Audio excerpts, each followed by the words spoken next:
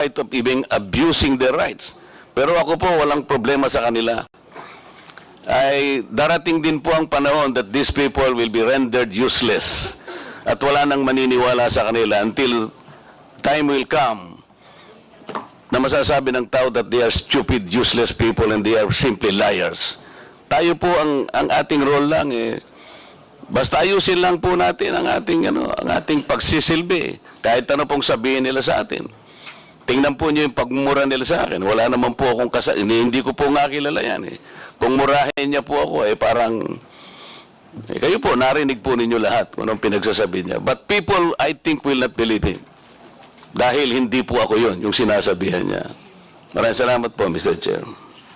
That is precisely the objective of this hearing, Representative Marcoleta. So, are you requesting that Mr. Epipanyo be called to be invited for the next hearing? By all means, Mr. Chair, I will thank you for that. Comsec, please take note. The said person that has been mentioned earlier by Representative Marcoleta will be invited for the next hearing. Before we proceed, may I acknowledge the presence online of Representative Mix Villaferte, Representative Sandro Gonzales. And finally, can we now present the committee video presentation?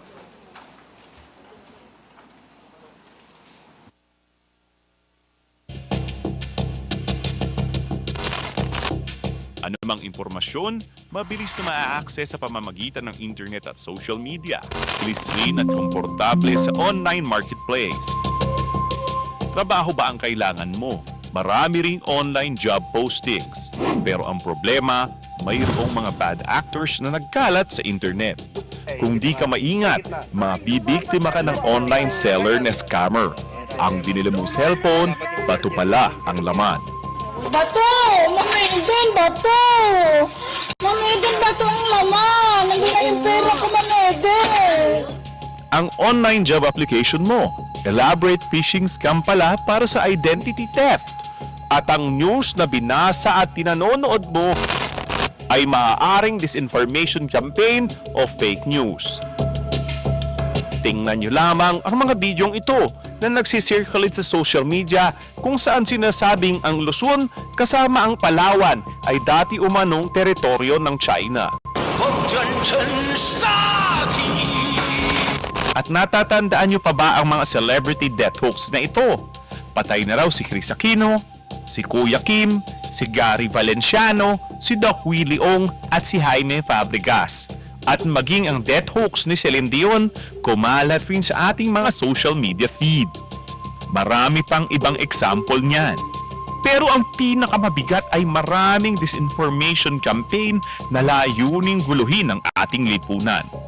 Sa ating bansa na mayroong 87 million internet and social media users, tinatayang 70% ang nakabasa na o nakapanood na ng political fake news. Sa survey naman ng social weather stations, lumalabas na 51% ng mga Pilipino ang hindi kayang tukuhin kung fake news ang kanilang nababasa o napapanood. Mabigat ang implikasyon nito. Ang propaganda, maling impormasyon at peking balita ay maaaring magresulta upang mabawasan ang tiwala ng taong bayan sa mga demokratikong proseso. Kaya mahalaga ang pagpapatibay ng mga safeguards sa pamamagitan ng lehislasyon ng mga batas na magbabalanse sa karapatan ng malayang pamamahayag at pagbabantay sa fake news. Yan ang paraan upang supilin ng mga bad actors na layuning manggulo sa ating bansa. Okay, thank you, Comsec. Before we proceed with the interpellations, Mr. Chair, yeah, do we have other bloggers that we have today? We would like to know if there are other bloggers present right now.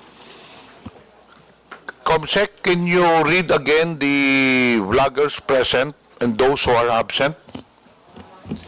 Your Honors, in attendance for today's meeting, the following vloggers: Ms. Elizabeth Joey Cruz, Ms. Ethel Pineda, Ms. Crisette Laureta Chu. Mr. Chair, if they're here, we'd like them to stand up and acknowledge the recognition. We already did earlier. I just told them to raise their right hands. Anyway, we have 18 invited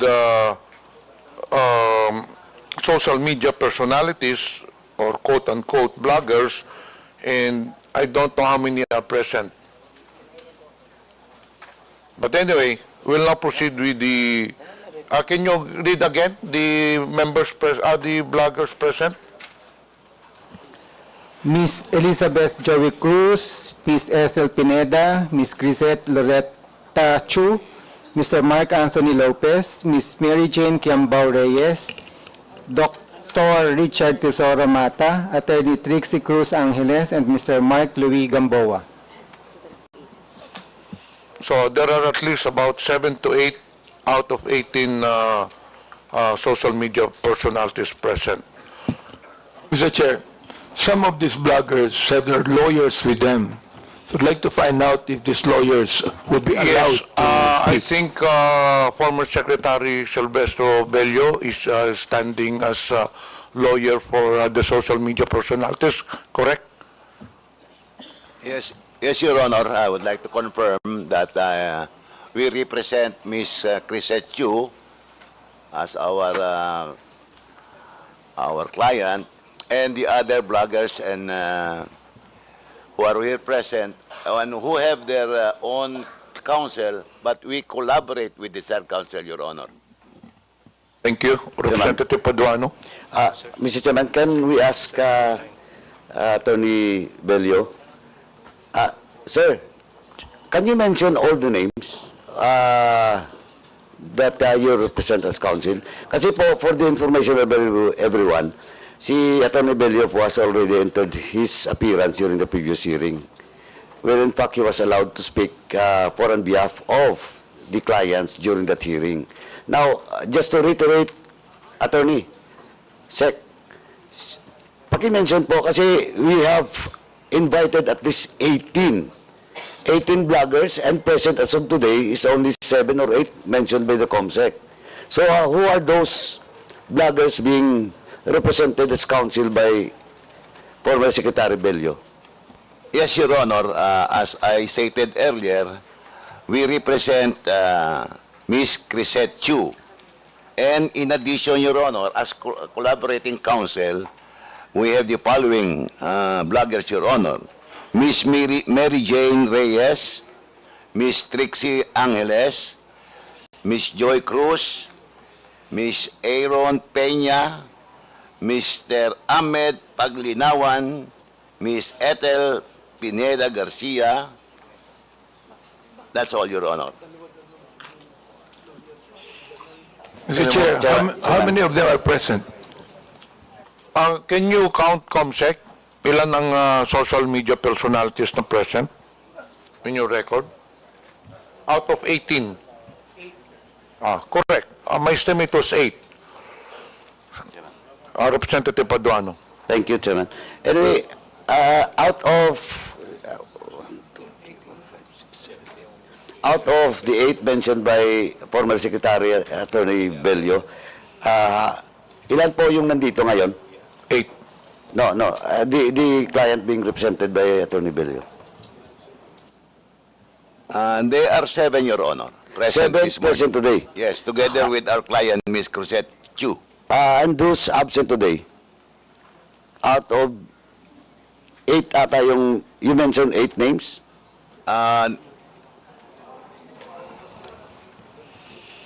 In addition to our client on record, Ms. Chu, Your Honor, we are collaborating with the counsel, with their counsel, Attorney Gonzales. And they are only 6 present this morning, Your Honor. And who are those absent today? Paki-mention na po yung absent. Para ma-check lang po sa record doon sa invitation that was sent to them. Kung ano pong status nun. We only represent, Your Honor, those, in collaboration, only those who are present this morning, Your Honor. Only those. Yes, Your Honor. So that's, Mr. Chairman, that's on record that they will only represent those present today. Yes, Your Honor, those present today, only in collaboration with their counsel on record, Your Honor. Sec, hindi ko po ma-remember if the co-counsel of those bloggers have already entered their appearance during the previous hearing. No, no. You're the one. Your Honor, our recollection is only to our counsel, our client on record, Ms. Chu. As to the other bloggers present this morning, we only appear in collaboration with their counsel on record, Your Honor. So, all those counsel for those other bloggers present today, nandito ba? Ano ba? Ano? Okay. Ito si Juan. Si Ethel. Now, I mentioned already Dr. Ethel Pineda and MJ Q. Reyes. And also with Attorney Trixie Angeles, Your Honor. And Ahmed Paglinawan, Your Honor. We mentioned that earlier. I understand there are 7 names you mentioned, but what I'm asking is there a co-counsel for these bloggers na nandito ngayon? Wala, Your Honor. You only represent them? Yes, Your Honor. Wala kaming ano. Only those present this morning ang nire-represent namin only in collaboration with the recorded counsel, Your Honor. Okay, thank you, Mr. Chairman. But anyway, Chairman, just for the record, with regards to all those invitees and those resource persons that was issued a show cause and subpoena, we'll discuss it later, Mr. Chairman, for the status of all those resource person that was issued show cause orders and subpoena. Thank you, Mr. Chairman. Thank you. We'll now proceed to tackle the... Yes, please state your name to be recognized. Yes, good morning, Your Honor. I'm Dr. Richard Tesoro Mata. I'm one of the social media. I have a counsel, Your Honor. Her name is Attorney Faye Singson. Good morning, Your Honors. I am here to assist Dr. Richard Mata, Your Honor. I am Attorney Faye Singson, Your Honors. Thank you, Your Honor. Okay, thank you. We'll now proceed to, before that, may I acknowledge the presence of Representative Daphne Lagon online and Representative Zia Alonto Adyong, who is present. Dun sa ano, malapit sa Please state your name. San Juan, malamang. Okay. Mr. Chair, I would like to I would like to inform the Honorable Committee the presence of my counsel with me to be put on record. Okay, your counsel, please. Good morning, Mr. Chair. I'm Attorney Mark Anthony and Manuel, counsel for Miss Elizabeth Joey Cruz. Thank you. Okay, noted. We'll now proceed. The first issue that to tackle is the social Chair? media personality. Representative Pablo Ortega. Sorry. Siguro po, Mr. Chair, maganda po na kunin din yung ginagamit nilang mga pangalan, yung mga vloggers. Kasi may parang account name po sila, saka screen name or aliases to be included po sa record as... Kasi may attendance po sila as their individual names. Maganda po siguro makuha din po yung account names. Comsec, Thank please you. attend to it. Para hindi na natin isa-isahin pa. Can you approach the social media personalities? What are the names that they're using in their blog? Are there any statements from the social media personalities? Do you have a leader or a spokesperson? Yes, proceed. I'll give you 2 to 3 minutes for a statement.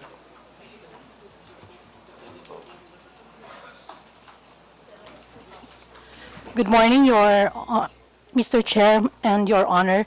This would be my individual statement. I am appearing before your esteemed committees upon your invitation as a resource person and to give due honor to and respect to our public institutions. Ako po si Mary Jean Kiambao Reyes or MJ Kiambao sa Facebook, co-founder ng isang humanitarian organization I am actively involved in providing assistance to indigent pediatric patients and communities affected by natural disasters for almost 2 decades now. And as such, I'm exposed to the sufferings of many of our countrymen.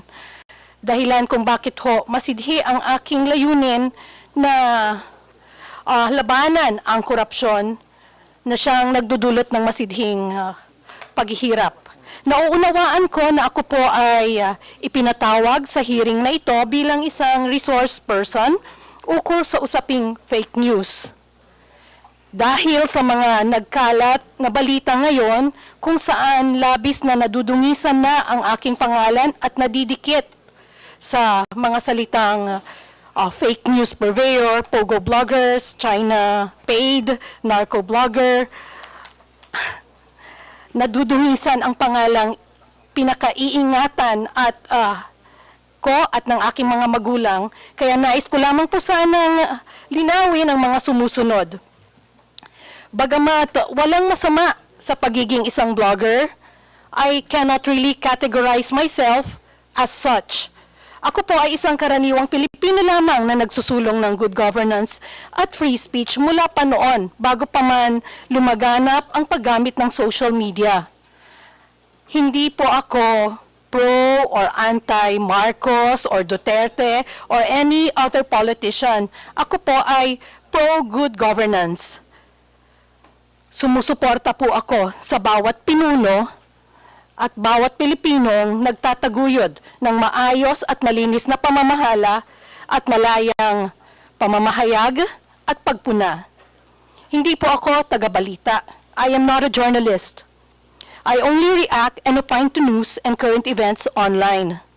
I criticize and yes, I admit sometimes I have my biases, but I do not hit below the belt or resort to ad hominem statements. Issue-based lamang po ako. Lalong hindi po ako nagsusulat o deliberately nagsishare ng fake news. Bagamat hindi ko pinasok ang mundo ng pagbabalita, ako po ay isang mass comm degree holder. Isa rin akong editor-in-chief noon at dala-dala ko pa rin ang mga pinag-aralan ko at code of ethics ng mga mamamahayag. Ang bawat opinion ko at reaksyon sa social media ay base po sa aking katotohanan. Katotohanang ayon sa aking karanasan, pinaniniwalaan at prinsipyong pinanghahawakan. Hindi po ako tumatanggap ng anumang bayad o pabor mula sa pogo, sa narco, China o sa kahit sinong politiko.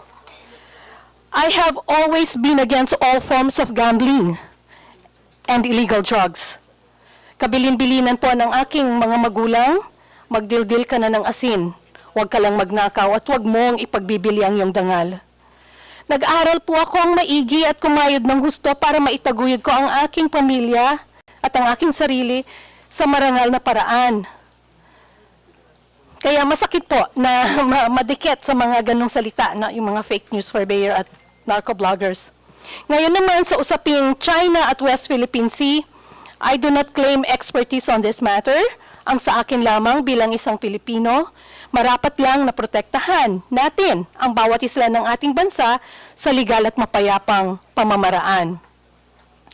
I am afraid, Your Honor, na wala po ako masyadong maiambag sa usapin ng fake news, pogo bloggers, narco bloggers, as I am not in any way involved in any of that. I also cannot claim expertise on social media and blogging. In fact, my SOCMED account is not even monetized. Now, given my limited knowledge on the topics of this legislative hearing, ang maimumungkahi ko lamang sa ngayon ay dalawang bagay lamang. Una, labanan po natin ng fake news sa pamamagitan ng paglalabas ng mas maraming reliable information mula sa iba't ibang ahensya.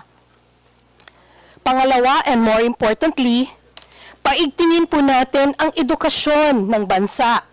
Gawin nating mas matatalino ang mga Pilipino so they themselves can more easily decipher what is true from what is false. And I think everyone here sa mga kasama ko sa social media, support the efforts of the TRICOM. We agree that free speech and freedom of expression must be protected and that fake news, disinformation must be eradicated. These are our common grounds that unite us. We wish TRICOM every success. Yun lamang po sa ngayon ang aking maimumungkahi. Sakaling may mga issue sa mga susunod na pagkakataon ukol sa free speech, anti-corruption at disaster relief operations kung saan mas doon po ako linya, at doon yung mas marami kong maiaambag, ay handa po akong makipagtulungan. Muli, maraming salamat at magandang umaga po sa lahat. Thank you, Ms. Reyes. Just a reminder to the members, after the statements or discussing the issues, we will proceed to the interpellation. As usual, we have a rule for those who would like to interpellate. Please have your names listed for a proper and orderly hearing. Are there any other statement? Can you limit it to 2 minutes? Okay. Please state your name. Magandang umaga po sa inyong lahat. Ako po si Dr. Ethel Pineda Garcia, 64 na taong gulang at isang manggagamot. No, ako po ay pinadalhan ng imbitasyon na dumalo sa hearing, sa unang hearing, kung saan ako po ay magiging isang resource person tungkol sa fake news. Pwede ilapit po yung mic. Reminder to all the Alright. members and resource persons, may problema po tayo sa audio. So, when you speak, please ilapit lang po yung mikropono. Salamat po. Nang ako po ay pinadalhan ng imbitasyon na dumalo sa hearing kung saan ako po ay magiging isang resource person tungkol sa fake news at ang pagpondo ng mga pogo at narcos, ay nasurpresa po ako dahil sa mga sumusunod. Hindi po ako gumagawa o nagsusulat ng news o balita. Ako po ay nagkokomentaryo lamang sa mga nababasa ko. Sa aking pagkakaunawa ay maroon tayong kalayaan na sabihin ang ating mga opinyon sa mga pangyayari at sa ating kapaligiran ayon sa saligang batas. Wala po akong kaalaman sa pogo at narcos. Ako po ay nag-aral ng mahabang panahon. Nalalaman niyo naman po kung gaano kahaba ang pag-aaral ng medisina at pagkuha ng espesyalisasyon sa aking pong panig ay 2 beses po akong nag-specialize. At nag-practice ng medisina sa hangad na mabuhay ng marangal na di umaasa sa iba, lalo na sa masamang pinanggalingan ng pera. Sa aking pananaw, at ito ay sinabi ko sa unang sagot ko sa committee, ay hindi ako karapat-dapat na resource person dahil sa wala akong alam dito. At kung may issue tungkol sa kalusugan, tulad ng sinabi ko, ay handa akong tumulong sa gaano man na aking makakaya. At ito po naman ay ginampanan ko habang tayo ay nagkakaroon ng pandemya sa COVID. Kasama po akong dumulog sa Korte Suprema dahil nais ko pong malinawan kung ano nga ba ang dapat. Nananalig po ako na ang batas ay dapat sundin ng lahat. Ang aking pamumuhay ay simple lang. Wala po akong karanyaan. Ang buhay ko ay itinoon ko sa pag-aalaga ng aking pamilya bilang breadwinner sa mahabang panahon. May anak akong nangangailangan ng special na alaga at may ama akong 95 years old na umaasa sa akin. Kahit ako ay mag-isa na ngayon sa buhay, ay nagsisikap akong itaguyod sila sa abot ng aking makakaya sa malinis na paraan. Wala po akong kapangyarihan maliban sa isinasaad ng batas na ating mga karapatan. Ang aking lakas ay nanggagaling sa malinis na konsensya. Kasiyahan nawa tayo ng may kapal. Okay, thank you. Yes, 2 minutes. Good morning. Ako po si Dr. Richard Tesoro Mata. I am a pediatrician for more than 20 years sa Davao City and Panabo City. Naging health blogger po ako about 7 years na. So yes, I have some experience na about social media. At umabot na din ng about 3 million yung ating total followers. I understand that I have been invited to this forum as a resource person in aid of legislation, so here's po my 2 cents. Agree po ako sa inyo, Your Honors, na dumadami na po ang mga fake news online. Karamihan ay mga clickbait, yung gumagawa ng fake headlines para mapunta ka sa online shops dahil may commission sila to earn or just to gain more followers. Meron ring mga intentional na fake stories in order to destroy someone's reputation. Do we need to make a fake news law? In my opinion, may Cybercrime Prevention Act law na po tayo, which nasa inyo na po yan if you need to amend it.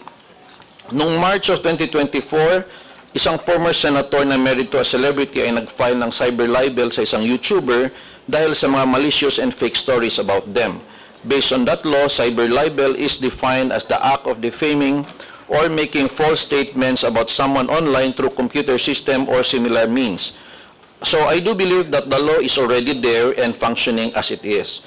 And I want to suggest is something like a KBP or a Kapisanan ng Broadcasters ng Pilipinas, an NGO body that is neutral about politics or religion, that should be composed of trustworthy social media practitioners so we can police ourselves formally. Such NGO body is where we can ask assistance regarding a certain controversial post. Such NGO body can also assess if it's freedom of speech or fake news. Such NGO body can issue warnings and reminders to the influencers in question if seen necessary. That is what we lack, because what we have now are just AI that detects posts that are against community standards. And usually, if you report an influencer, it's hard to talk to a person in charge, but what we have are automated reporting system only. I do believe if we can make this kind of neutral body with the guidance of KBP, we can lessen the fake news, solving the issues without much hassle of filing cases in the court. But of course, for extreme cases, a person can still use the cybercrime law, which is already available. Thank you very much, Your Honor. Thank you. Are there anybody else who would like to make statement from the social media personalities? Chair. Yes. Are you a blogger also? Yes po. Okay. Make it short, please. Okay. Thank you, Mr. Chair. I'm Mark Gamboa po, political vlogger. Pangatlong appearance ko na po ito sa TRICOM. Gusto ko lang pong masaya po ako na nakasama na po natin ngayong umaga. Ito pong mga kaibigan po natin sa DDS side, lalo na si Miss Crisette Chu. Ayan. Kamusta po? Ako po ang gusto ko lang po sabihin, bukod po sa fake news, kasi po dahil sa aming mga vloggers na rin, nagkaroon po ng culture of hatred, toxicity sa social media.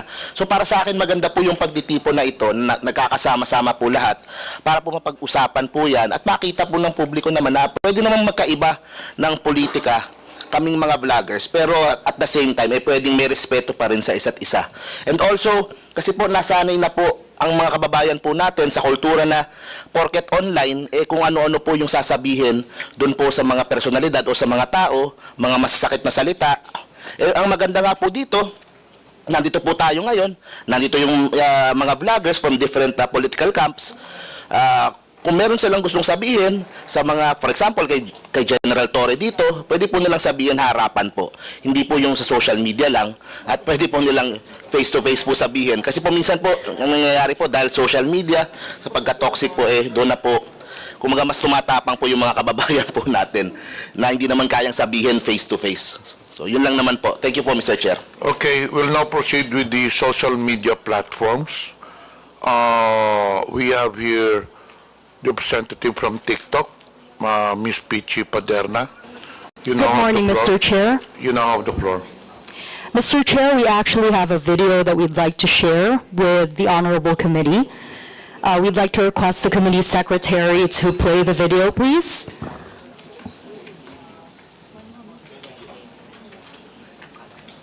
Comsec, is the video ready already? Then we'll get back to the social media platform. While the video is being prepared, we proceed to the independent media organizations. Do we have representatives from the independent media organizations? Meron po ba? Seems wala. So we'll now go to the government agencies. NBI, do you have any statement? None, Your Honor. DICT, None, Your Honor. BIR,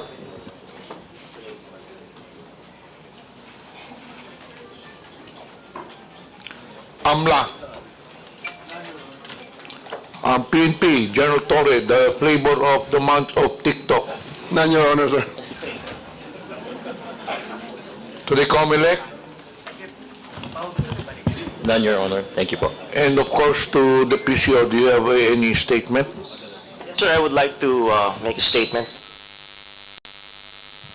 First of all, thank you for inviting the Presidential Communications Office in this very big fight against fake news.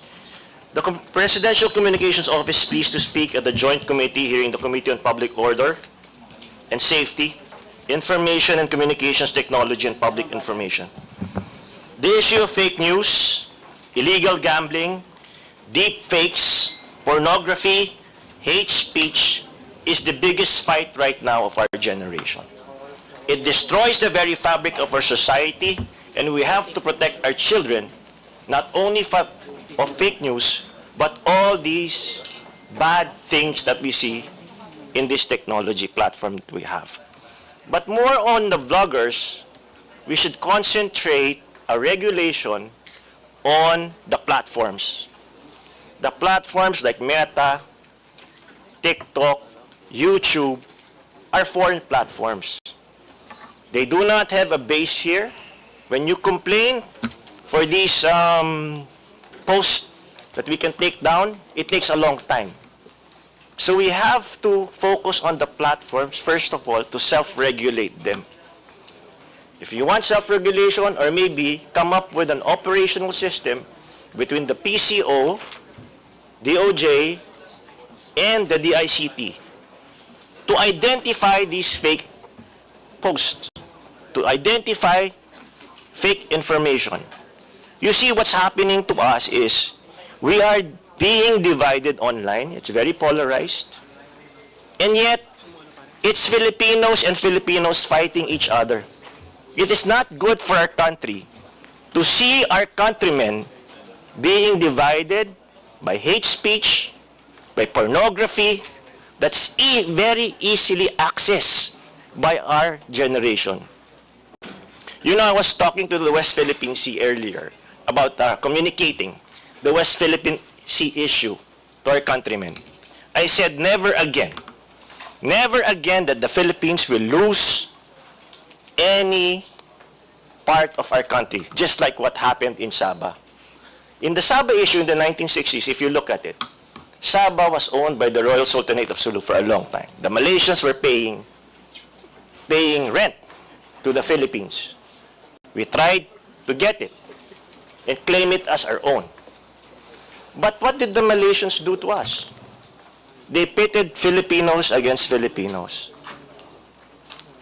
They supported a Muslim secessionist movement in the South using religion and race or against each other. Filipino Christians, Filipino Muslims fighting each other. So eventually, because they divided us and eventually conquered part of our territory, we lost Sabah.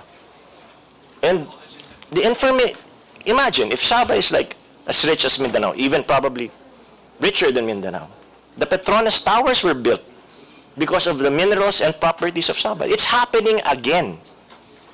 This is happening, but now a foreign actor using fake news to destroy each other.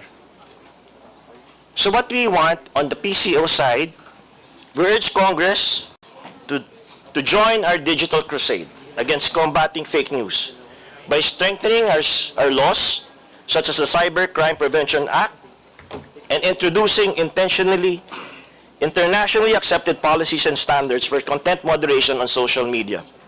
I respectfully encourage our honorable lawmakers to consider the framework of the Digital Services Act, a recently adopted EU regulation which prevents illegal and harmful activities online and the spread of disinformation while still ensuring that the freedom of expression is upheld.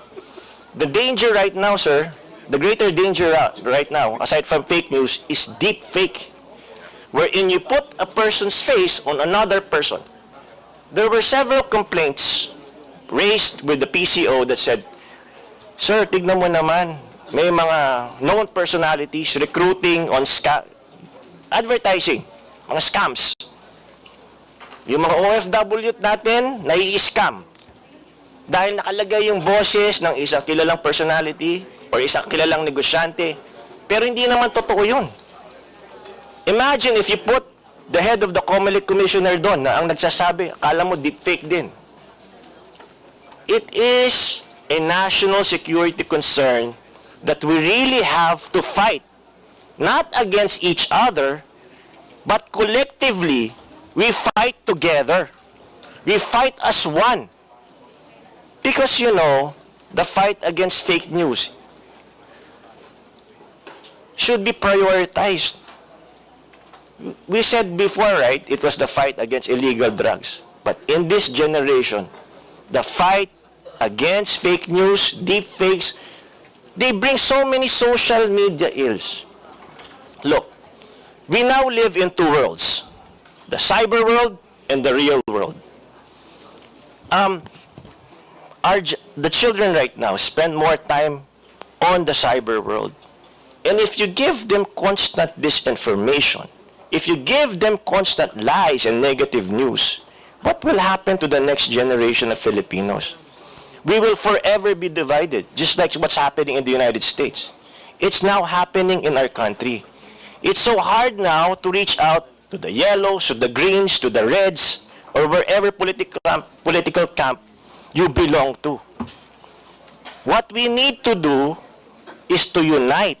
Look at what happened, example, to Congressman Rodante Marcoleta. Pinagbumura siya. Nilait-lait ang kanyang relihiyon. Tama ba yun? And yet, there's no regulation. There's no regulation. There's no punishment. So, on the part of PCO, we're trying to come up with an operational system wherein the DICT, the Department of Justice, and PCO should come up together to take down all these posts we consider national security concern and posts that divides Filipinos and spreading of fake news, and also the fight against illegal online gambling on the internet. It's not just fake news. There's so many ills there. But of course, with technology, there's good and there's bad. It can be a force of good, but we make sure that online, the voice of truth should be louder than lies. It should always be louder than lies. Because now, a lie told 1,000 times drowns out the truth. We don't know what the truth is anymore. So we make sure here, as PCO, we make sure that in PCO, our foundation are truthful facts. I urge everybody here, let's get our acts together. We are not the enemies. We should stand together. The enemy is fake news. Thank you very much, Mr. Chair. Thank you, Sec. Ruiz. Before we continue, may I acknowledge the presence of Deputy Speaker David J.J. Suarez, and online we have Honorable Nelson Dayanghirang, Honorable Raul Daniel Manuel, and Honorable Celso Rehencia. We will now proceed with the interpellation. As I've said earlier, to have an orderly hearing, may I request all the members who would like to ask questions to have your names listed. Please state your name. You have something to say? Yes, Mr. Chair. I would just like to inform the committee that Ms. Sasrogando Sasot was not recognized and was kicked out of the Zoom link that she was provided for. Unfortunately, ma'am, the Zoom meeting is exclusively for members only. Hindi po para sa hearing yun. The Zoom meeting is for members and the committee secretariat staff lang po. So if she's here in Manila, then she can attend the hearing. abutin pa naman to ng mga another 3 to 4 hours. We have already 9 members who will be interpellating. We cannot, we would like to apologize because we cannot really accept that. It's exclusive for members and committee secretariat only. Mr. Chair, she was provided a Zoom link. A staff a while ago provided a Zoom link. According to the COMSEC, we did not provide anyone, any resource person, a Zoom link. So most probably it was leaked by a staff or a member. We don't know where the source came from. But again, unfortunately, sad to say, we cannot accept her because I reiterate what my previous statement, that it is exclusive for members of Congress only, or rather, of this committee and committee secretariat. Okay? So please take note. We'll now Understood, Mr. proceed Chair. with the, may I acknowledge the presence of Honorable Ernesto Junicio. We'll now proceed with the interpellation. First on the list, Representative Dante Marcoleta. You have the floor. Maraming salamat po, Mr. Chair. What I would like to say is not an interpellation. Maybe I will just make a very general manifestation, Mr. Chair, because up to now, I am not yet sure how how can we address this looming problem that the country faces in relation to fake news and deep fakes, false narratives and false information in the face of certain gold standard set by our Supreme Court. This gold standard, Mr. Chair, came in the form of decisions. May I just cite at least 4 of them, Mr. Chair, for our sake. This concerns the conduct of public men, people in government, and how criticisms can be hurled against them and how should they respond to these criticisms. I think these are very important standards, Mr. Chair, in the wake of our desire to probably make laws in relation to free speech. The first one, Mr. Chair, is the case of Yabut versus Office of the Ombudsman, 303 Philippines 319. And I quote this: a public official, more especially an elected one, should not be onion-skinned. Strict personal discipline is expected of an occupant of a public office because a public official is a property of the public. He is looked upon to set the example how public officials should correctly conduct themselves, even in the face of extreme provocation. The second standard, or the second case that reiterates this standard, Mr. Chair, is United States versus Bustos, 37 Philippines 731. And I quote this: the interest of society and the maintenance of good government demand a full discussion of public affairs, complete liberty to comment on the conduct of public men is a scalpel in the case of free speech.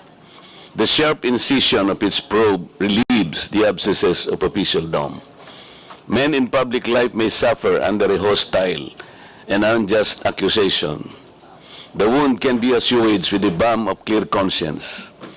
A public officer must not be too skinned with reference to comment upon his official acts. The third one, Mr. Chair, is Sason versus CA, 325 Philippines 1053.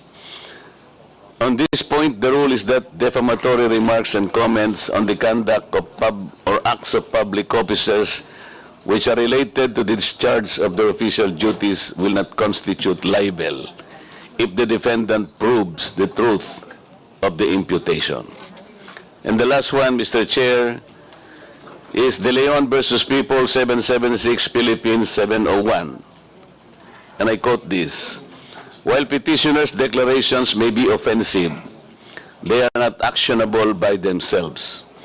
Being sensitive has no place in this line of service, more so when allowing otherwise has the potential to create a chilling effect on the public. Mr. Chair, why am I stressing this gold standard as enunciated by some of the important decisions of the Supreme Court? Because as public men, as public servants, I have cited an example earlier when one blogger attacked me indiscriminately, called me demonyo and all this. My defense to that, Mr. Chair, is not probably to ask him in public to explain or even ask for an apology or he be restrained by this committee, but I will just stand upright, as upright as I can and clean as I am, because people would judge me for what I am and for what this person could do against me. Yun lang po ang nakikita kong parang armas natin. Kapag nakikita nila tayo as transparent as we can to these people, people can easily distinguish na wala yan, sinungaling yan. Like, yun lang ang gusto kong maging karanasan ng tao, kahit na siguro hindi ko na siya demanda o pagalitan o gumawa ng action against him. It is enough that people would not listen to him anymore, that he will be rendered useless, and people would just judge him as, you know, as a liar, somebody who peddles something that cannot be accepted by people. To me, that is already a consolation, Mr. Chair. So kung ating pong mga vloggers ay maaring napapasobra po yung kanilang pagkikriticize sa atin, talaga kung minsan po ay ganon. We have to strike a balance between the public affairs, between the public issues that must be deliberated completely and in the light of an extensive discussion of public affairs of government. You have to strike a balance between the importance of these issues discussed in public and the hostile accusation that might arise from this. Yun po yung gusto ko po. May mga batas naman po tayo, once they attack us on a private side, ang sinasabi po ito very, very easily, that could constitute libel pagka-personal na po. Kagaya po nung tinawag niya po akong demonyo, okay, yun na po, personal na po yun. It's up to me to act kung gagamitin ko pa po yun. Pero sa akin po ay parang ano na lang yun. Katulad po nung nakaraan na pagdinig po, hindi ko makalimutan, isang abogado pa naman yun na nagbablog po na sinabi niya na huwag kayong maniwala sa pakulo at panliling lang ni Marcoleta. You were here, Mr. Chair and members, nung tanungin ko po siya, ano po ba po yung basihan ninyo na ako po'y nandin lang. Wala po siyang maisagot ng kahit ano. He is a lawyer and he was allegedly teaching in a very reputable law school. So yun po, Mr. Chair, pwede ko po siyang demanda ng, pwede ko po siyang padisbar, no? Iniisip ko lang po na pwede kong gawin yun because as a lawyer, ay maling-mali po yung ginawa niya because we have our own code na talaga pong pinagsisikapan naming itaguyod sa mga members po ng Philippine Bar. So, meron po tayong mga batas na umiiral, Mr. Chair. May libel, ando na po yung maring madisbar po yung mga kamukha namin na members ng Philippine Bar, na nasosobrahan na po yung sinasabi nila. Pero sa mga vloggers po na maaaring kinikriticize tayo because our conduct is public. Yung pagsisilbi natin is public. They need some kind of a medium. Nakikita po nila tayo that we should be as transparent and accountable as we can be. Sa akin po ay binibigay ko na lang pong isang karapatan para sa kanila. Wag lang po sana yung sumobra po na maging personal na po ang mga pangyayari. Maraming salamat po, Mr. Chair. Paalala lang po sa lahat, pakilapit po yung mikropono dahil may problema tayo sa audio. Medyo mahina po. The next to interpellate, Representative Rods Gutierrez. You have the floor. Thank you, Mr. Chair. Mr. Chair, I understand we have quite a lot of topics to discuss today. And first of all, I'd like to express my gratitude to our resource persons for attending after this whole time that they have not, no? Although we have to recall that twofold po yung privileged speech ni Congressman Barbers. On one hand, we have the proliferation of fake news of the bloggers na binabanggit, and I'm sure we'll be getting to that at a later time. But one thing that we'd like to discuss is also that might have been forgotten is the other privileged speech of the Honorable Barbers regarding fake news in China. So this is something that we wanted to highlight in the previous hearings. However, wala po yung the social media platform most involved. Luckily today, we'd like to thank them for their appearance. Nandito po yung ByteDance, owners of TikTok. So we could now discuss this issue thoroughly. To begin po, I'd like to direct my questions to the good spokesperson of the Coast Guard, Commodore Tariela. Commodore Tariela, magandang umaga po sa inyo. Good afternoon na pala po. Good noon. Sir, meron po kasi earlier this month to the Honorable Chairman, kumakalat na post sa Chinese social media platforms. And instead of just limiting yung discussion sa West Philippine Sea, parang expanded na po yung kanilang claim. Lately, their claim now is that nagsasabi na ang China ay nagmamay-ari at namamahala sa Palawan for a period of 1,000 years sa Zhenghe Island. Ito rin daw yung basis for the island to return to China. Are you aware po, sir, of this post in relation to yung West Philippine Sea issue natin? Mr. Chair? Yes, you can proceed. Yes, sir. The Philippine Coast Guard is aware of the social media post that is circulating in the different social media platforms. Mr. Chair, I think the committee secretary, just for the information of the body, is the committee secretary prepared to flash this figure 1 po?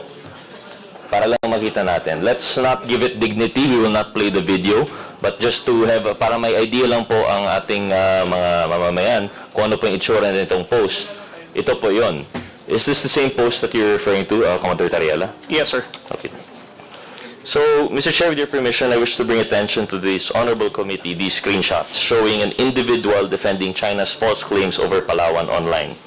These comments were captured by the Facebook page Palawan Daily as part of efforts to debunk these false claims. This is a disturbing example of blatantly fake claims which are now spreading across the internet. While these claims are clearly ludicrous, there is no telling how many people may believe it or what kind of effect such belief could have. What is clear, however, is that there are individuals or entities who consciously created this content, clearly aiming to undermine our national sovereignty. So as you can see po, aside po sa post na, yung sa right side po, yung lumalabas actually, parang video po siya, but then even in the comments, there are people defending this. And I think it would be hard for us to determine the authenticity of these persons, Chinese nga po yung characters, that is, an issue po ng fake news in relation to the West Philippine Sea is that some of the actors are beyond our territory po, no? So that's another aspect that would add complexity to the regulation of these things. But we'll go into that po siguro with TikTok later on. So, Commodore Tariela, sa buong panahon mo po sa PCG, nakarinig ka na ba ng parehong balita na kinaklaim ng China ang Palawan? Kailan po ninyo unang nalaman na may kumakalat na balita na sinasabing pag-ari ng China ang Palawan? Well, Mr. Chair, this is the first time that I heard about this, about the social media post. That kind of claim has never been done before by the People's Republic of China. This is their new narrative right now. Ang dating narrative po nila ay simply limited to the surface features in the West Philippine Sea po, no? But yes, never have they claimed Palawan as having their ownership. Yes, sir. At kung nakita po ninyo yung comment, kasama rin po, yung isang comment doon, kasama na rin daw yung Luzon Island na inhabited daw ng China at pagmamay-ari po nila. Is that the first time for you to hear this claim also? Yes, sir. Ano po ba ang, well, if this is the first time, then we, obviously, for us, walang claim, walang basis naman po yung claim. Upon hearing this po, I know this is now, ano po yung magiging reaction ng PCG in relation to this? Well, the reaction, sir, of the national government is that we asked the National Historical Commission to directly debunk such historical claim of the People's Republic of China or whoever spread that fake news or misinformation.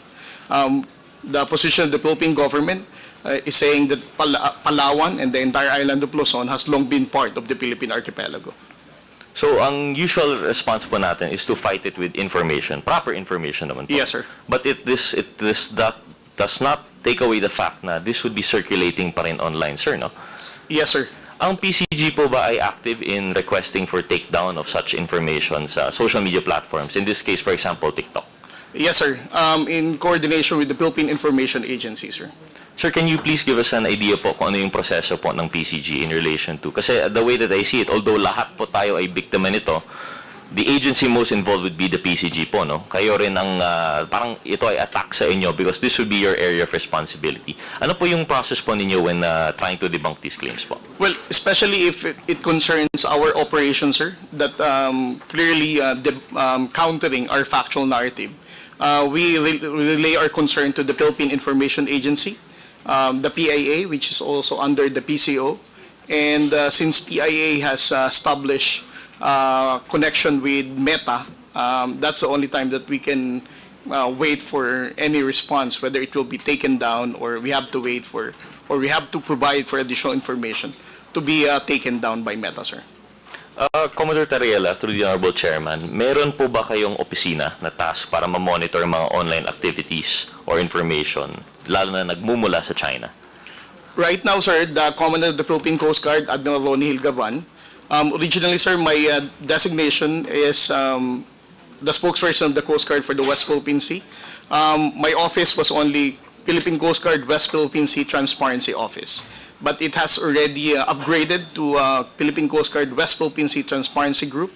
And that now includes monitoring of social media platforms that spread fake news and misinformation. Sir, ito po ba ay kasama sa original mandate ng PCG? Or is this part of the evolving new frontier nga po na tinatawag nila sa conflict over the West Philippine Sea? This is part of our evolving role right now, especially that the national government is supporting the Transparency Initiative to make the Filipino people understand and be aware of what's happening in the West Philippine Sea. And the only way that we can be more successful in creating awareness and right information to the Filipino people is also to safeguard the spread of fake news, sir, to have it prevented to proliferate in the social media platforms. I see po. Generally po kasi, Commodore, ang pagkakaintindi po namin sa PCG, no, ay napaka-physical po dapat ang ating role, no? Kayo po talaga ang defenders of the West Philippine Sea as our internal waters there. Kayo po ay nandun, kayo po ay talagang watching over yung mga transgressions, ngunit ngayon, it seems to be yung transgressions are also appearing in the cyberspace. Ano po yung epekto po nito sa ating soberenya? Kasi isa-iba po, ang minsan sinasabi nila, these are just words. And this would not really affect, it should not affect us. But do you stand by that sentiment po? You know, sir, one of the main reasons why President Bongbong Marcos, through the National Task Force West Philippine Sea, supported the Transparency Initiative because he basically inherited a nation wherein Filipino people, right after he assumed the presidency, there's a very limited information that Filipino people learned about the West Philippine Sea. From 2016 to 2022, there are very small portions of information that we told the Filipino people. And for the President to only deliver his commitment of not surrendering a square inch of our territory to any foreign power, he has to get the support of the Filipino people. And the Filipinos will not be supporting our fight in the West Philippine Sea if they do not know what's happening in the West Philippine Sea. So with the transparency effort that we're doing now, as we can now see from different surveys, more Filipinos are being aware of what's happening in the West Philippine Sea. And that's, you know, as what Justice Carpio said, our fight in the West Philippine Sea is intergenerational. It is important for the younger generation, especially, to understand our fight in the West Philippine Sea. That's why our fight for fake news and misinformation is very important for us to sustain our fight for sovereignty. Thank you, sir. I would agree with that po, no? As mentioned actually by Secretary Ruiz. For example, ako po, generation namin, we're not aware already of the Sabah issue. And I fear that might be what will happen, no, with the West Philippine Sea with this continued disinformation. So we are glad to know po na at least the PCG, despite your mandate being the actual physical defense of the West Philippine Sea, physical monitoring and the regulation of the area, we're glad to know po na that you're evolving. Unfortunately, it shouldn't be that case. We will try to do our best here in this committee to combat at least yung cyber aspect of the of that front. Pero in relation to that po, Commodore Tariela, through the Honorable Chairman, we really have to make all these actions to counter this map expansion tactics ng China, whether it's in the actual or the cyberspace po, no? Pero do you have any recommendations po in relation to this disinformation front of the West Philippine Sea? Well, I think, sir, it's important for us to make the bloggers or any other social media influencers to understand the limitation of freedom of speech, especially if it has something to do with national security concern. Sometimes it's very easy for bloggers or any social media influencers to say that West Philippine Sea, we do not have bases, that the Philippines is the one escalating the tension, those kind of thing. They can hide from the constitutional freedom of speech, but again, that concerns our national security. So if there's something that the Congress can do, that is to make sure that we have to prevent them from hiding from that constitutional right, and to also give so much significance when we talk about national security. Thank you, Commander Riela. I would tend to agree with that po, no? But just in addition po siguro for the consideration of the committee, an issue lang po is at least in some instances, meron nga pong false narratives, fake news by vloggers. But in addition to that, what makes it harder in the cyberspace is some of them even hide behind anonymity po, no? So that's another aspect of the regulation, if ever, that the committee would, if the committee would recommend it. I think we also have to look into the interplay between yung actual vloggers who are expressing legitimate freedom of expression, subject of course to proper limitations in relation to fake news, and those that are probably bots po, no, or non-persons who actually should not be exercising any of these rights. But with that, Mr. Chair, just a few additional questions to PCG, because although we've already discussed earlier yung post nung sa Palawan, it is our understanding that generally, especially in TikTok, could you confirm po sa amin po, Commodore Tariela, na in some cases, it's not really censorship po, no? But there seems to be a suppression of content in relation of pro-West Philippine Sea sentiments. Is that correct po? Well, I don't have personal experience about the suppression of content in TikTok, sir, no? But I heard from other reporters that if they're using such platform, there are instances that they can limit the audience and the engagement of that particular post if it has something to do with West Philippine Sea reporting. I see, sir. Actually, that question is coming from the source that, I also heard of the same sentiments. Unfortunately, I don't think we have any of these media reporters here with us today as resource persons, so I wanted to ask from you po sana, because what I recall would be in those instances where there are actual, how do you call them, conflicts between the Coast Guard and also yung counterpart po natin sa China. Sometimes we've adopted that strategy of having journalists on board po, no? But what we've heard is that when they were posting to their personal social media accounts, sometimes they will block out the audio, or sometimes they would limit po its proliferation in the algorithm. And I just wanted to hear po siguro from you, Commodore Tariela, if you had any similar experience to this. Well, for other social media platforms, we don't have any experience about suppression of the reach of the audience, sir. As I said, according to some journalists, their main concern is only TikTok, sir. TikTok lang po talaga. Yes, sir. So with that, Mr. Chair, and I understand generally we want to compartmentalize the topics, but if I still have some time, siguro a few questions po kay TikTok, Mr. Chair. Tapos na po yung oras, Chair. Okay lang. A few more interjection questions, a few questions na follow-up lang po. So, Mr. Chair, we'd like to acknowledge, if the Honorable Chair would acknowledge po yung representative ng TikTok. Hi, yes, good morning, Mr. Chair, and good morning to the Honorable Committee. I just wanted to clarify that I'm here to represent TikTok and not ByteDance. And actually, Mr. Chair, if you would allow, would we be able to play the video that we had prepared for today that we were hoping to show the Honorable Committee this morning? We will now proceed with the presentation, then afterwards, maybe you can answer some questions from Representative Gutierrez. Comsec, please play the video.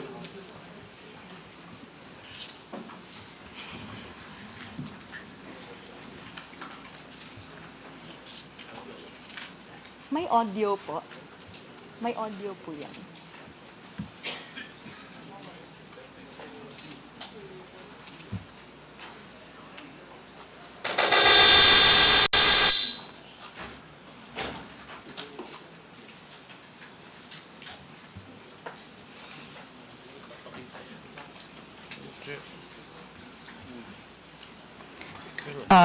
Our apologies, Mr. Chair. This video is supposed to have audio accompanying it.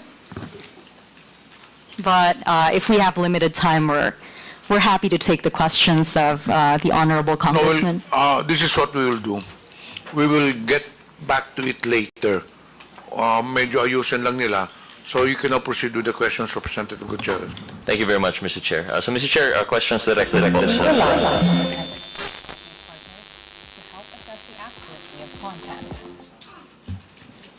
Mr. Chair, questions. While we Yes, please proceed. Comsec, ayusin nyo muna yun. Then later on, we'll go back to it. Proceed with the questions. Thank you, Mr. Chair. So, Mr. Chair, directions, questions directed to TikTok. So, I'm sure we've heard po, Paderna, yung ating sentiments from the PCG. Would you have any comment po in relation to the so-called, yung first part po, yung proliferating video with the fake news that China owns Palawan?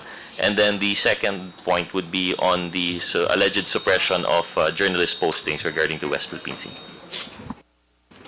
Thank you, Mr. Chair. First of all, we're grateful to the Honorable Committee for having us today and giving us the opportunity to speak on behalf of TikTok. We do want to address the concerns of the Philippine Coast Guard and the Honorable Congressman here today. Actually, we do not allow misinformation that puts not just individuals at risk of harm, but we also do not allow misinformation that may cause societal harm. We have taken down posts in the past similar to these videos, citing territorial disputes, and we are happy to work with the Honorable Committee in securing links to these videos so we can endorse them to the appropriate teams within TikTok. We have already coordinated with the committee secretary to secure the links so that we can report them accordingly. Because as I said earlier, we have taken action on similar posts in the past. And we'd like to be able to get the opportunity to send this content to our teams for review. Thank you, Mr. Chair, and thank you po, TikTok, for that response. So, Mr. Chair, in relation to disinformation sources or fake news, the action on TikTok is actually more on a reactionary. Mr. Chair, we also take proactive measures, especially around misinformation that could cause severe harm. Every video that is posted on the platform undergoes a quick review by our machine technology, by our technology moderation. And that initial pass, that initial sweep of the content, often studies signals for misinformation that could be harmful.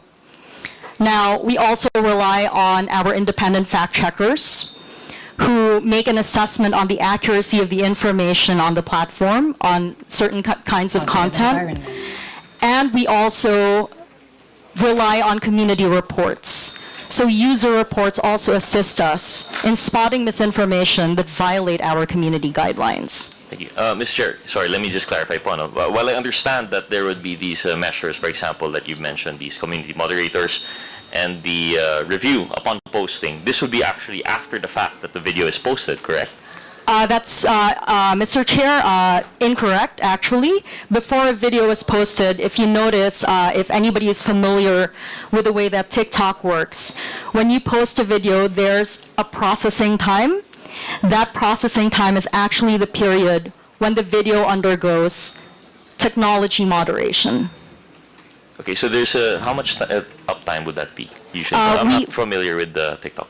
I don't have precise figures around that, Mr. Chair, but rest assured that every video goes through automatic technology moderation. So when it undergoes automatic technology moderation, when a video has been reported to be a source of fake news, generally, even if through a different user, there would be an attempt to repost the video, it should be flagged.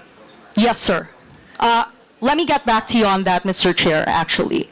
But one thing that we would love to share to the Honorable Committee is that between July to September, I believe, during a period last year, we removed over 4 million videos that violated our community guidelines. 99.5% of those videos were taken down proactively, and of the remaining percentage, 98% was taken down in less than 24 hours after being reported by users. So we're quite pleased to share that information with the Honorable Committee because we'd like to demonstrate that we are doing everything that we can in terms of our moderation practices to catch posts and to catch content that violate our community guidelines. Mr. Chair, most respectfully, while we laud the attempts, the measures being taken by TikTok in relation to this, and we appreciate the numbers that are being put forward, one issue that we have really is that anecdotally that doesn't seem to be the case. For example, when we're talking about fake news in relation to China, when we see one video posted and it has been reported, we would see the same video posted by a different person. So that's why I wanted to ask how do we ensure that a video that has been flagged for disinformation is not posted again? And quite frankly, perhaps we'd have to get cold hard evidence on. We'd like to have a research person invited in this. But it tends to be that once there is a narrative being taken by certain bad actors in relation to fake news and it's posted and they take it down, they just post it through another user. So I hope you'd understand the frustration that this committee would have in relation to the social media posts. And that's not even going into yet the issue of suppression that our journalists are facing in relation to the territorial dispute of the West Philippine Sea. So in relation to that, if we could move on, Ms. Padera, most respectfully to the Honorable Chairman, in relation to the suppression, what measures do we have? Are we aware of this suppression of postings in relation to coverage of the West Philippine Sea? Thank you, Mr. Chair, for the question. We do not suppress any content that pertains to the West Philippine Sea.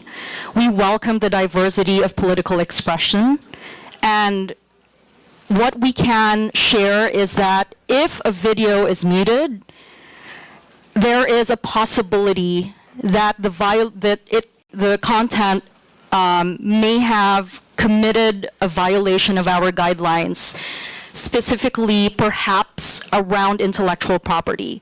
That kind of action, muting a video, is typically something that we do when there is an intellectual property violation.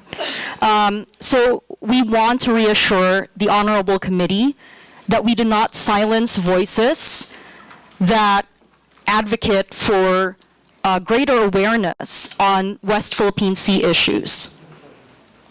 Thank you, Mr. Chair. I guess we are forced to take that on face value po, no? But as far as anecdotally, if I recall right, the video that was suppressed, I don't think there's an intellectual property issue.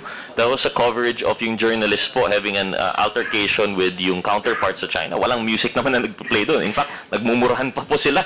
So, Mr. Chair, I guess to advance, to progress this issue siguro, we can ask the Honorable Comsec to, if we may po, Commodore Tariela, if you could point us in the right direction kung sinong journalist po ito that were allegedly suppressed, we could probably invite them or communicate with them through the committee secretariat. Then we can probably have them coordinate with TikTok, and we'll get to the bottom of this at a latter hearing po, no? Because as it stands, it's going to be a anecdote versus general guideline. So if we're going to get into the specifics, probably at a latter time when the resource person would be available po, no?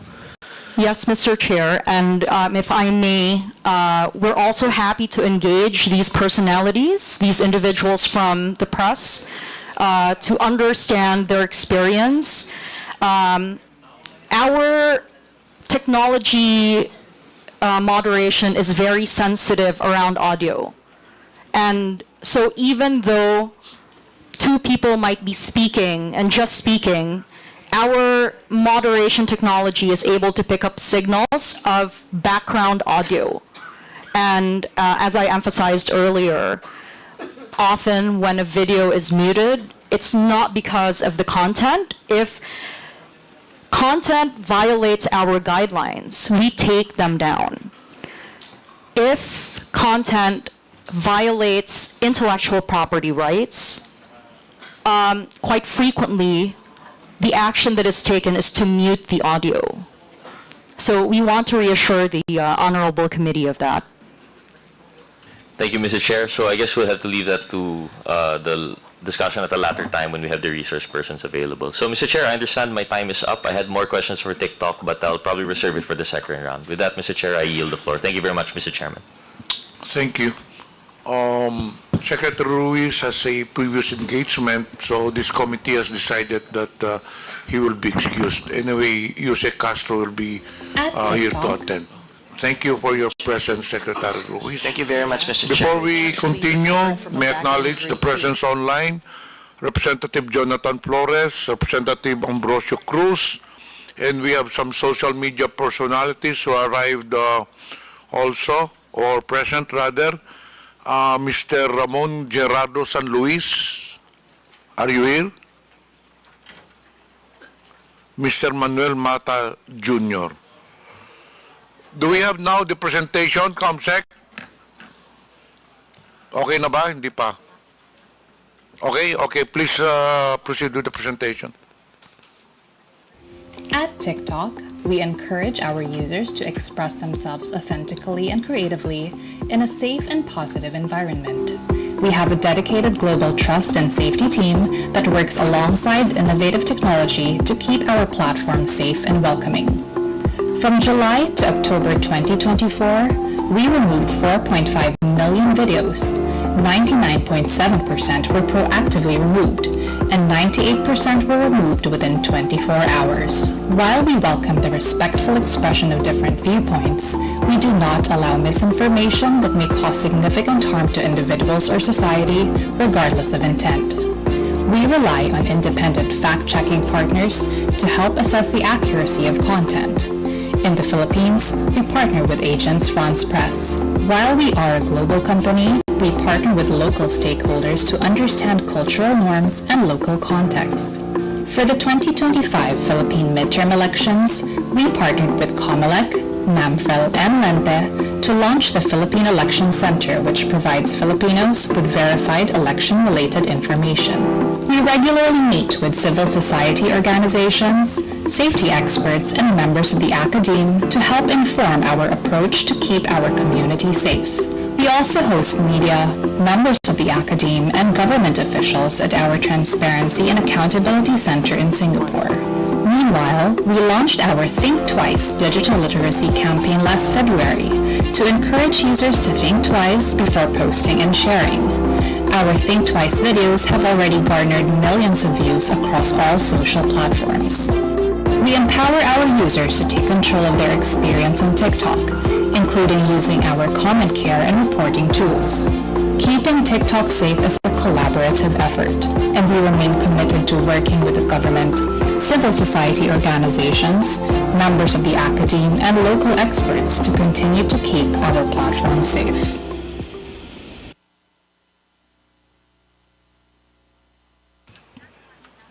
Thank you for the presentation. Do you have any further statement? TikTok? None for now, Mr. Chair. Thank you so much. We'll proceed with the next interpellator. May I recognize Representative Jude Asedre? You have the floor. Mr. Chair, before I proceed to my interpellation, may I be allowed to make a brief manifestation? Good morning, dear colleagues, Mr. Chair. Today we gather to confront the troubling and complex reality of our times, the spread of fake news on social media, and the powerful role that repetition plays in shaping what people believe. It has been said that repeat a lie often enough and it becomes the truth, a phrase widely attributed to Joseph Goebbels, the propaganda minister of Nazi Germany. While those words come from a dark chapter in history, they reveal something deeply psychological and disturbingly relevant today. Modern psychologists would call it the illusion of truth effect. When people hear something over and over again, whether it's true or not, they begin to believe it. Repetition creates familiarity, and familiarity often masquerades as truth.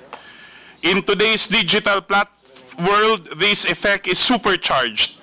Social media platforms, algorithms, and virality amplify repetition at unprecedented speeds. And at the heart of this ecosystem are individuals, influencers, who shape the opinion, values, and even the beliefs of millions. That influence carries weight, and with that weight comes responsibility. I believe, Mr. Chair, this hearing is not about silencing voices. It is about understanding how truth and lies compete in our public discourse and what role social media influencers play in tipping the balance. If truth is repeated more often than lies, even by a margin, say 51 to 49%, then truth can prevail. But if lies dominate the feed, even well-intentioned citizens may find themselves misled, manipulated, and misinformed. So today, we have the opportunity to ask tough questions. We seek accountability, and more than that, we call for a shared commitment to making truth more visible, more frequent, and more powerful than the lie.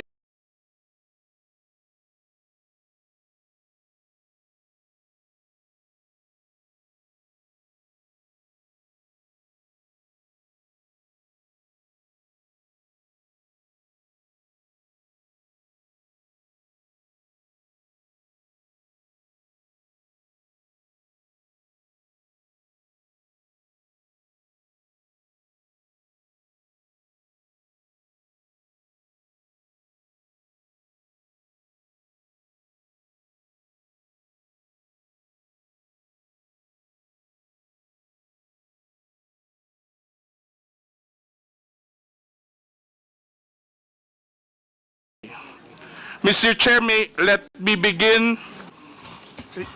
I have a new Facebook account because on Feb 7, my Facebook was deactivated, so I created a new Facebook account just probably a week ago or less than a week ago. Maliban sa Facebook, ano pong mga social media platforms pang yung ginagamit? I use TikTok but sparingly, that's it. Tinuturing nyo ba na trabaho in addition to your professional affiliations itong pag-post nyo o paggamit nyo ng social media? Personally, no, because I don't earn. My accounts are not monetized. But because I'm the social media head of Manila Bulletin, I have to be on top of what's happening on social media. So you consider, again for the record, na your social media activities in a way complement your professional affiliation with Manila Bulletin? I would say so because if you're a journalist, if you're a writer, if you're an editor, you listen to what people are saying on social media because that's how you get the pulse of the people. Okay, thank you. Kailan ka nagsimula sa social media, if you still remember?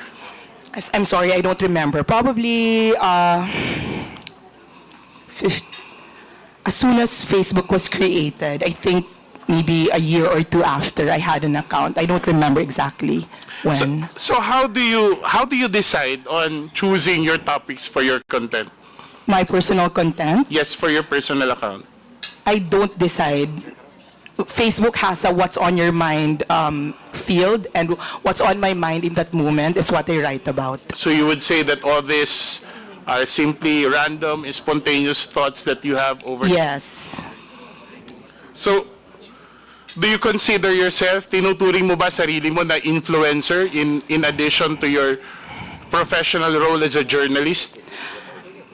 I do not know. I'm not a self-identified influencer. I cannot say that I am an influencer, even if I do have a modest following that's below 500,000, because I don't do lives, I don't do YouTube, I have never gone. I only write on Facebook, that's it. I only write on Facebook, I don't do YouTube, I don't do lives, I don't do podcasts, so. But you are aware that with your your modest following on Facebook, as you refer to it, gives you a considerable audience to your postings. Are you aware of that? Not more than the others. Yes, I do have a modest following, but not more than the others. But are I'm you- not in the level of Thinking Pinoy, Sasrogando Sasot, Maharlika. I could still go around. I could still go around not recognized by people. So no, I'm not an influencer because people don't know me, but I have a voice. Let's put it at that. I have a voice. But then again, I'll bring back the question. Are you aware of the volume, the size of the audience that are listening, are reading your posts? Yes, because the measure is the likes, the number of likes. So sometimes, I believe, syempre, I don't have proof of that, but in my previous Facebook, I believe that I was shadow banned. So my likes in my 480,000 Facebook was around 5,000, maximum 10,000. Now, this is a new account, and I don't think I've been shadow banned yet. I can reach as many as 50,000, even 100,000. So this is the new account. 50,000 for a single post. Yes, for this new account. Okay. Mr. Chair, just want to put on the record that to put everything in context, no, that the resource person on many occasions, several instances in their previous account, and I'm not so sure because I haven't seen the current accounts, have actually written about this representation, has made post against this representation, but I will take the heed, the advice of the good Congressman Marcoleta that we politicians, public servants should not be onion skin, and I will make sure that I'll be as objective as possible with my questions. Can I reply to that, Mr. Chair? No, I will continue with my questions, Mr. Chair. Mrs. Crescent, ano po ang klase ng content ng inyong pinopost? Political, personal, lifestyle. And many of these basically what my life is in the public. Anything, food, films. Political is a big part because I am politically inclined. I like talking